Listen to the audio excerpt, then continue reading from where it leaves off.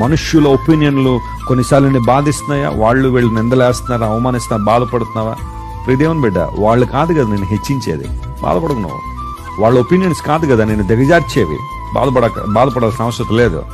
మనుషుల్ని దిగజార్చాలనే అది మానవ స్వభావం. అలా చేయకపోతే నువ్వు సర్ప్రైజ్ అవ్వాలి, కానీ చేయడం వల్ల నువ్వు పెద్దగా ఆశ్చర్యపోవాల్సిన లేదు. మనుషుల స్వభావమే అంత, లోకస్తుల స్వభావమే అంత. కానీ నీ దేవుడు కదా నిన్ను హెచ్చించాడు, నీ దేవుడు కదా నిన్ను నిలబెట్టాడు, నీ దేవుడు కదా నిన్ను బలపరిచి, నీ దేవుడు కదా నిన్ను ఆదరించేది.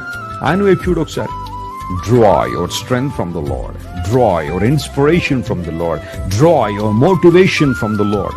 దేవుని నుండే నీ ప్రేరణ, దేవుని నుండే స్ఫూర్తి, దేవుని నుండే సమస్తాన్ని నువ్వు తీసుకోవాలి. చెట్లు సూర్యరశ్మిని తీసుకుని ఏ విధంగా కిరణజన్య సంయోగ క్రియ తమలో జరుపుకుంటాయో, దేవుని బిడ్డల మనం కూడా నీతి సూర్యుని నుంచి ఆ వెలుగును తీసుకుని లోకంలో బ్రతకాలి.